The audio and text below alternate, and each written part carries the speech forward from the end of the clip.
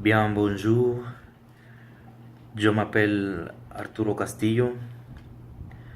Aujourd'hui, je vais vous parler sur le film qui s'appelle L'avocat du diable ou bien L'associé du diable.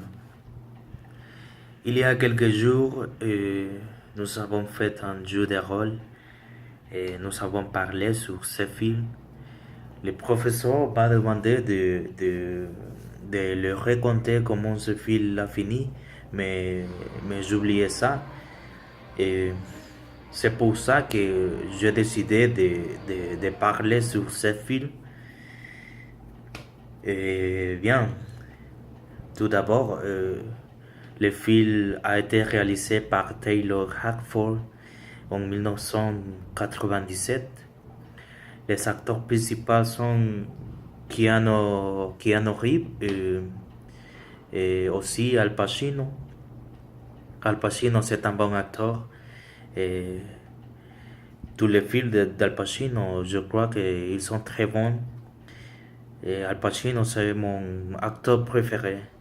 J'adore tous les films d'Al Pacino. Eh bien, L'avocat du diable commence avec un jeune avocat, un avocat très intelligent, très brillant. Le film commence quand Kevin, qui c'est l'avocat, il est en train de défendre un professeur. Et le professeur est accusé d'abus sexuel en petite fille. Vraiment, le professeur c'est coupable, mais comme Kevin, c'est le meilleur avocat, et il gagne ses cas. Et bien, il se devient très célèbre parce que il n'a jamais perdu, il n'a jamais perdu en affaire, en cas. Et c'est pour ça qu'il reçoit une proposition de travail à New York par Milton. La proposition a été faite par Milton. C'était une invitation pour un travail pour se rejoindre un cabinet d'avocats à New York. Eh bien, c'est à cause de ça que Kevin voyage à New York avec sa femme. Sa femme s'appelle Marianne, c'est une très belle femme. Elle a les cheveux blonds. Eh bien, quand Kevin arrive à New York, ils connaissent à, ils connaissent à Milton. Milton, c'est l'homme, c'est la personne qui dirige le cabinet d'avocats. C'est une personne très riche et très célèbre à New York. Elle connaît beaucoup de personnes aussi très riches. Eh bien, la première affaire de Kevin, c'est euh, de défendre un homme qui est accusé d'avoir tué sa femme et son fils. Bien, Marianne, que c'est la femme de Kevin, il se devient folle parce que elle pouvoir les collègues de Kevin comme de manière ou de forme diabolique ou démoniaque. Ça se peut dire comme ça, de manière démoniaque. Et elle se tranche sa gorge en face de Kevin. Et comme j'avais dit, il se devient fort parce qu'il peut voir les collègues de Kevin de forme démoniaque. Bien, Kevin gagne le cas de l'homme, comme j'avais dit, l'homme qui a été accusé d'avoir tué à sa femme, à son fils, en affaire très compliquée. Et, quand Kevin est allé voir à Milton, Milton le dit à Kevin qu'il est son père. Milton est le diable.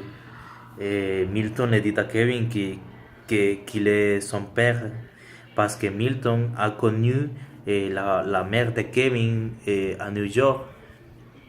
La mère de Kevin était une femme très religieuse. Il est allé à l'église tous les jours.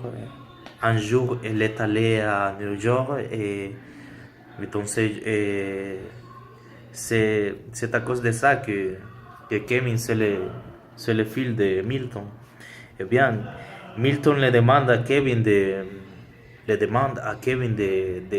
donner un fils avec sa demi-sœur. Euh, le fils de Kevin serait l'antichrist. Eh bien, avant de prendre sa décision et de se tirer une balle dans la tête, euh, et, et Kevin n'accepte pas l'affaire avec le diable et se tire une balle dans la tête. Eh bien, je crois que c'est tout. Et quand j'étais en train de voir le film, je pensais que le film avait fini, mais pas. Eh bien, Kevin, tout ça, tout ce qu'il a vécu dans New York, avec avec la proposition de travail, c'était un rêve. Et à la fin du film, Kevin est dans les premières cases et quand il était en train de défendre le professeur qui est accusé d'abus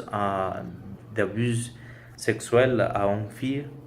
Et Kevin a vu tous ses rêves et il a pris la décision de ne pas représenter ses professeurs parce que c'est coupable.